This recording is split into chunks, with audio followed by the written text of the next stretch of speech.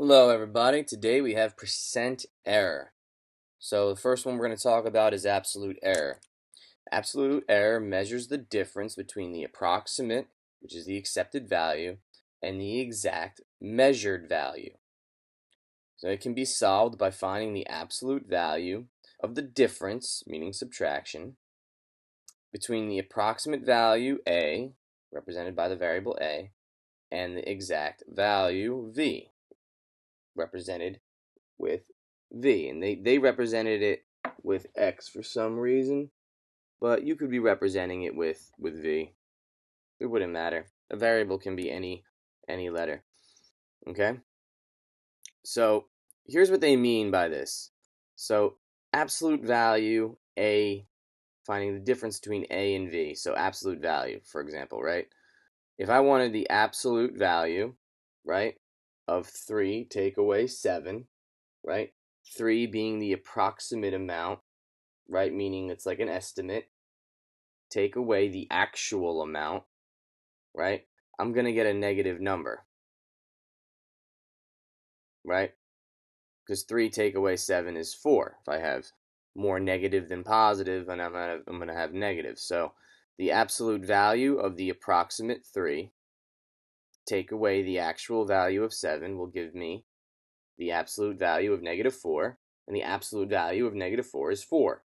Absolute values are always positive numbers. So what they're telling me here is that they really want a positive number in my proportion, or whatever we're going to be doing next. I'll show you what I mean more by that when we have the examples. So just as a point of reference, when we're doing percent error, we want the difference between the approximate value and the exact value to have a positive number. So we're just going to take the absolute value of our difference so that we get a positive number. So here's a good example. The science experiment calls for 150 milliliters of water, but Simon measures 147 milliliters of water. So my approximate value is 150. But Simon measures an exact amount that is 147. So I take my approximate amount, I subtract it from the exact value, and I'm going to get 3, and the absolute value of 3 is 3, because it's always a positive number. For number 2, it says a student measured the mass of an object to be 50 grams, but the actual mass was 53 grams. What is the absolute error? So, my approximate amount was 53. It's the actual amount, right? But he measured 56, which is the exact value. So the exact value was 56. That's because that's what he measured. But the approximate amount that it called for was 53. So it didn't have to be 53, but it needs to be around 53. Okay? So what is the absolute error there? So 53 take away 56, I'm going to get a negative 3, but the absolute value of negative 3 is 3. Okay? It's pretty easy. All you have to do is do subtraction, okay? And then write your answer as a positive number. But it's important to identify what the approximate value is and the exact value is.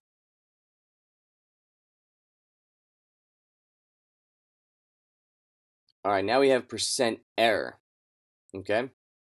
So percent error compares the absolute error, so you do need the information from the top to be able to do percent error, to the exact value. So we have a comparison here between the absolute error and the exact value. So for example, when calculating the mass of an object in science, measuring the distance an object has to travel, etc. It can be solved using a percent error equation in which the values are plugged into the formula below. So we have two different formulas, but they are both the same. All right, where we have percent error is equal to the approximate take away the absolute value, right?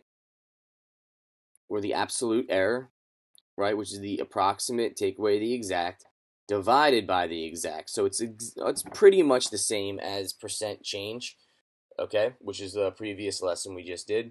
And I really like this equation here, this formula right here, because it's a lot like percent error. You know, this one doesn't exactly tell you that it's a percent over 100, okay? You know, but in reality, it is the same exact thing as saying this, that it's the percent number over 100. So this looks a lot similar, okay? But this over here is going to tell you what your percent error is, which is why they have it there.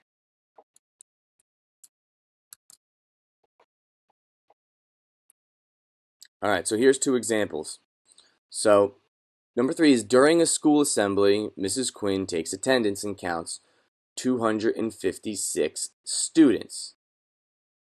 In actuality, there are 376 students. What is the percent error? So she counted 156 students. So maybe she was counting fast, or the students moved around and she couldn't count exactly who it was. Kind of like when your teacher says, all right, I got to count your students, and everyone's kind of lining up and they're all over the place. And it's like, oh, guys, get in a line so I can count you. Well, if I made an error counting the students, I would also need to know the exact amount. I would be getting it wrong, which would be my percent error. So what is the percent error? So for the text over here, I'm going to put my percents. And remember, I don't know what the percent error is, right? But I do know percents are out of 100.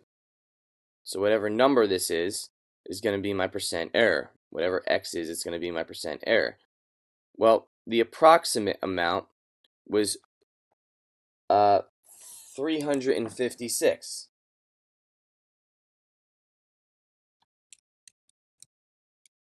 And I'm going to be taking that away from the exact amount of students that there were, which was 376.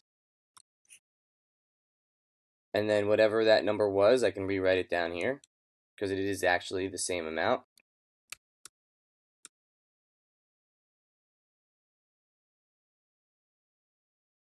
Okay, so then I have to do a little math, but I can tell you that this is going to be staying the same. So you can bring that down. All right. Now, I got to find the difference between the absolute value of 356 and 376. So I can take 256, take away, I'm sorry, it's 300. I keep messing that up. 356, take away 376.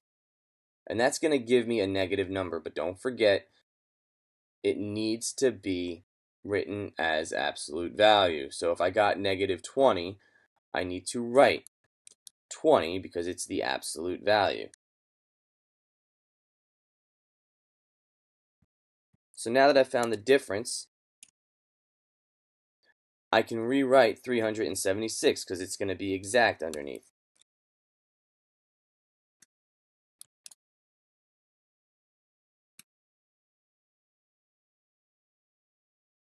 So here you go. Here's my proportion. So then once I have the difference between the approximate and the exact, and my exact on the bottom, it's a pretty easy proportion to cross multiply and divide. So I'm going to cross multiply and divide. So across from each other is 20 times 100, which is going to give me 200. 20 times 100, which is going to give me 2,000, sorry, divided by 376.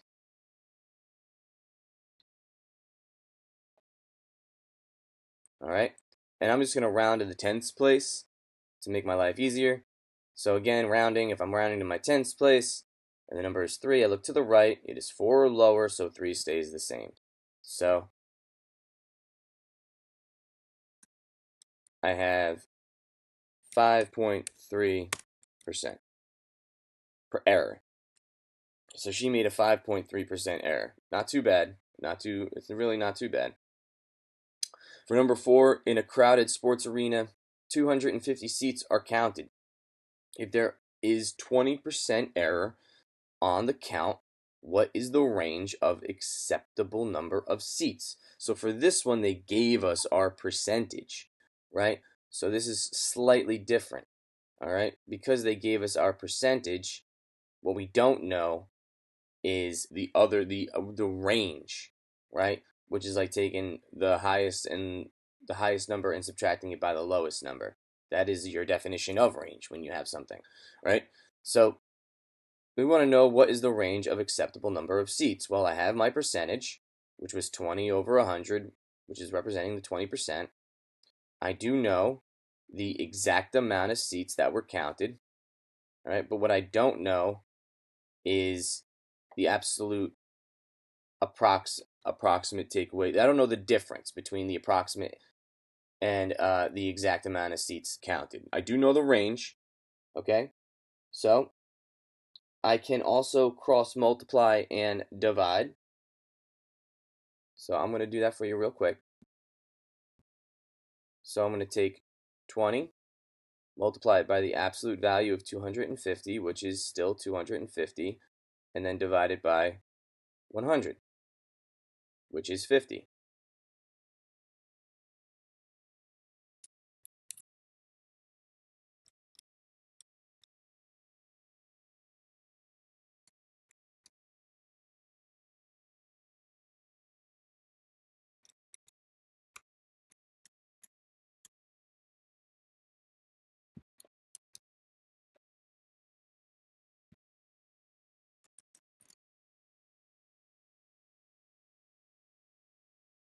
Oh, ignore the highlights.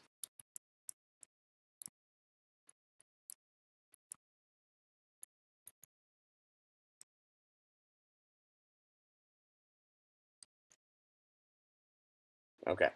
So if we want to know the range of the seats, okay, it's going to range from 200 to 300 seats, okay, because there were 250.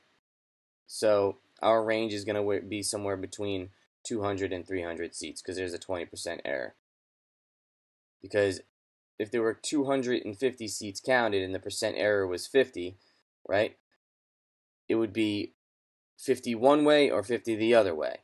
So if there were 250 seats, right, I would be subtracting 50, right? I no longer have the 50, so I took it away. Or I would be adding 50 to get 300, right? Because that is the percent error. So we don't know. It's like we could be saying something like, I don't know. It's somewhere between 200 and 300 seats. I counted 250% seats, but yeah, there's like a 20% error. Yeah, so I guess it's like, I don't know, 200 to 300. When you flip your page over, it says read the situations below and answer the questions using your understanding of absolute and percent error. So number 5 says several students are competing in a science club competition to build a car that will travel exactly 10 meters. The distance each student's car traveled is shown in the table below. So Emily traveled 9.2 meters, Jerome traveled 10.6 meters, and Marcella traveled 9.8 meters. So, we have to find out what is the absolute error of each car race. So, one thing I know is I have to take the absolute value of whatever these are. So, I do know how to make sure that I am taking this as a positive number. So, it's just a subtraction problem, okay? And you're going to be doing the absolute error. So, just do the subtraction and make sure your answer is positive. The only one that's going to be negative that you got to make positive is Marcella. All right, so then what is the percent error in each race? So whatever answer you got here, you need to plug into the equation, right? It's very similar to number 3, okay? So go back and review number 3, and that's going to tell you that your proportion is going to be set up as x over 100 equals the difference between these two numbers over what the exact was. And exactly was 10 meters. So it's going to be over 10. So then it says, based on the information, what does a small percent error indicate? Well, a small percent error would indicate that the car is built closer to the needed specifications and can travel very close to 10 meters. So the less error you have, the more exact it's going to be, right? If I had a 0% error, then I'm right on the spot, right? But if I had a 99% error, you can be like, well, look, this is a 99% error, you're wrong. 99% chance you're wrong. You're like, no, 0% chance I'm wrong. I'm not making any errors. So then you do your approximate, subtract your exact, and you get your percentage. So then the next part says, mark each of the following statements as true or false based on the data. So you need to get the percent error to tell you need to have completed the top in order to do B. So Jerome has the smallest percent error. Again, I don't know what Jerome's percent error is, but if it is the smallest or if it's the biggest, it's going to be true or false. So if this number is small, it's going to be true, but if it's not the smallest, then it's going to be false. Emily's race car was the most accurate. So basically they're saying it has the highest percent error. The third one down says Emily and Maricela had a negative percent error because their cars traveled less than the desired distance. So for number 6, it says Mr. Brown's class was guessing the number of gumballs in the gumball machine in the cafeteria. All of the gumballs were between 382 and 456. After counting, it was determined that there were actually 408 gumballs, okay, in the machine. So the actual amount, the exact amount is 408. So the guess first was 382. So I have to find the difference between the approximate, which is your guess, and the exact amount, and then plug it into my proportion. And then I have to find the difference between the second guess and the exact amount and plug it into my proportion to tell me what my percent errors are. Okay, so these are going to be actually percentages. So make sure that you write percentage signs.